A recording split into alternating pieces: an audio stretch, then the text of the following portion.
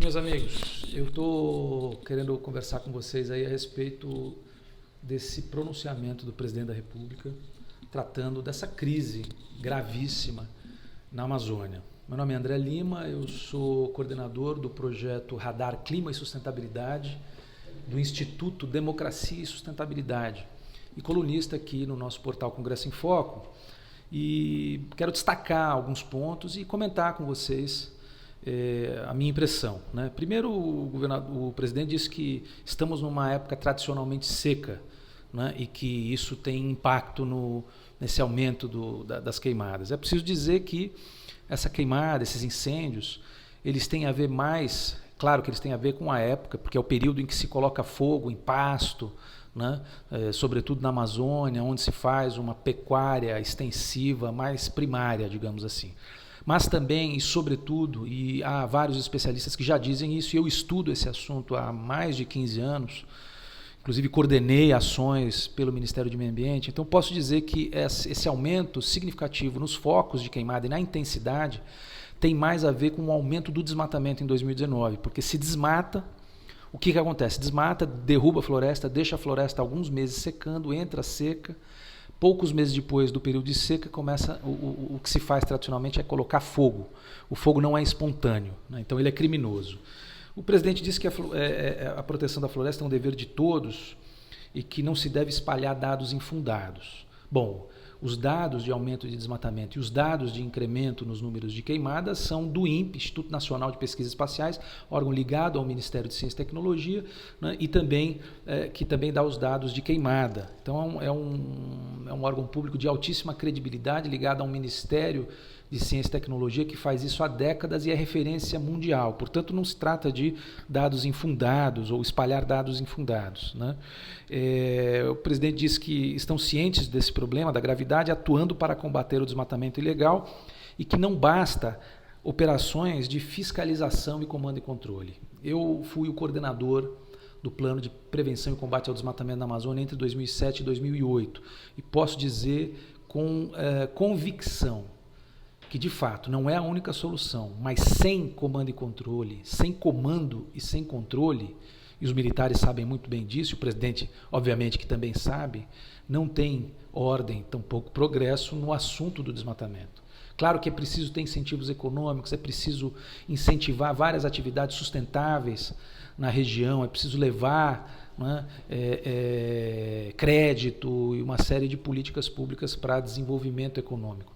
Mas não há dinheiro que pague se não houver controle, fiscalização, monitoramento, sanções, responsabilização, né? A impunidade é uma das principais molas propulsoras do desmatamento ilegal, né? O presidente disse que tem tolerância zero com a criminalidade, não é o que a gente viu, né? Recentemente, poucos meses atrás, ele aparecendo ao lado de um outro senador, né, condenando uma ação dura do ICMBio e do IBAMA ao eliminar equipamentos que estavam sendo usados em ações criminosas dentro de terra indígena e unidade de conservação, e o presidente condenando esse tipo de ação e dando sinais, né, claros nas mídias, nas redes sociais, de que o apoio dele é para quem está lá na ponta promovendo o desmatamento, né? Esse recado foi dado e obviamente que está sendo assimilado, né?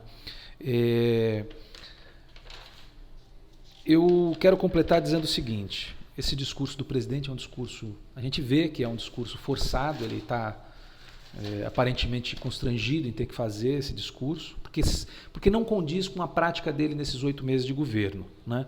E há vários fatos, porque assim, contra fatos, né, pode até haver argumentos, mas os fatos são os fatos, né? O presidente que retira a autonomia e deslegitima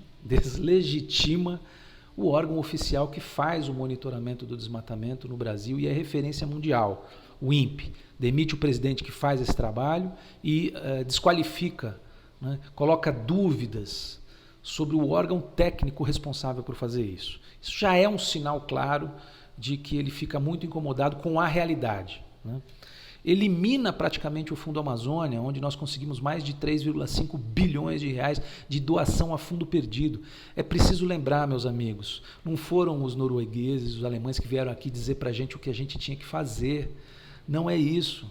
Nós desenvolvemos um plano de prevenção e combate ao desmatamento na Amazônia, conduzido, coordenado por brasileiros e brasileiras, técnicos, cientistas, políticos, representantes da sociedade civil, do setor privado, dos governos estaduais. Desenvolvemos esse plano, né? E esses países se colocaram à disposição para nos auxiliar a implementá-lo através do Fundo Amazônia, criado por nós, pelo governo brasileiro, no âmbito do BNDES, ligado ao Ministério da Indústria e Comércio, à época. Então não tem papo nenhum de que país lá fora está dizendo para a gente o que tem que fazer. Nunca disseram nada que nós deveríamos fazer. Colocaram o recurso. A única condição é que vocês derrubem as taxas de desmatamento. E foi o que vinha acontecendo desde 2005 até meados de 2014, depois ele continuou. Por quê? Porque a partir de 2014 houve um afrouxamento, né, das ações do plano de combate ao desmatamento na Amazônia. O governo insiste, o presidente diz que nós temos uma legislação exemplar, o Código Florestal brasileiro deve ser modelo para o mundo. Só que ele insiste, o governo dele, a bancada principal que o apoia, a bancada ruralista, insiste em alterar o Código Florestal para acabar com prazos, para flexibilizar responsabilidades. É a base dele que insiste nisso. A base que, inclusive, ele, quando foi deputado, compôs. Né? É o governo atual e o ministro da Infraestrutura que força o relator do projeto de lei de licenciamento ambiental, Kim Kataguiri, a dispensar licenciamento para asfaltamento de estradas, para modernização de obras de infraestrutura no meio da Amazônia, que obviamente, que se não houver o licenciamento com as medidas mitigadoras e compensatórias, vai incentivar ainda mais desmatamento ilegal. Né? E eliminou, foi este governo, este ministro do Meio Ambiente, eliminou todas as estruturas que coordenavam o plano de prevenção e combate ao desmatamento da Amazônia. O plano inteiro tem a primeira fase, de 2004 a 2010, a segunda fase, 2010 2015, a terceira fase, 2015 2018, e agora a quarta fase, que deveria estar sendo implementada, e conseguiu derrubar em 85% o desmatamento na época em que houve, com todos os problemas, né, mas houve vontade política para derrubar o desmatamento, e foi uma época em que o Brasil cresceu economicamente, a região amazônica cresceu economicamente. Então esse negócio de que combate ao desmatamento implica em redução de crescimento econômico também é uma ficção, é um mito. Né? Portanto, o que eu quero dizer com tudo isso, meus amigos, é que esse discurso do presidente é um discurso necessário, forçado, constrangido, mas insuficiente. Porque é preciso ter, sim, ações fortes de comando e controle, pulso firme. É preciso ter incentivos econômicos evidentes, porque até agora, 8 meses de governo, o governo que se diz liberal, até agora não apresentou nenhuma medida de incentivo econômico para o segmento que atua com responsabilidade na Amazônia e com isso gerar exemplos, gerar modelos de desenvolvimento. Né? Vamos ter agora uma reforma tributária, vamos discutir reforma tributária para a sustentabilidade como uma transição, né, em que recursos são destacados do bolo arrecadado e destinados aos municípios e aos estados segundo indicadores de sustentabilidade, como, por exemplo, unidades de conservação, terras indígenas, redução de desmatamento, metas de redução de emissões por uso do solo e outras fontes, saneamento, implantação de plano de resíduos sólidos, né?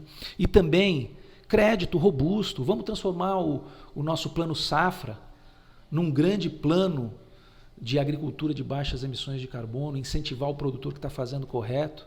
Ou seja, a receita está pronta. Presidente da República, ministro do Meio Ambiente, não é um GLO, claro que é preciso agora ações emergenciais, mas não vai ser um grande GLO ambiental e um barata voa, todo mundo correndo atrás, cada ministério dizendo que vai fazer alguma coisa, que vai resolver. A receita está pronta, existe um plano de prevenção e combate ao desmatamento que prevê tudo isso de forma organizada. Então é preciso, por exemplo, resgatar a governança desse plano e, se for o caso, deixa nas mãos do Ministério de Desenvolvimento, o Ministério da Defesa, Talvez seja a tônica desse governo ser comandado pelos militares, que seja comandado por bons militares, com responsabilidade, com amor à pátria, porque dizer que defende a Amazônia e que não quer entregar a Amazônia e queimar a Amazônia é entregar a Amazônia. Tá? Esse é o meu recado. Um abraço a todos.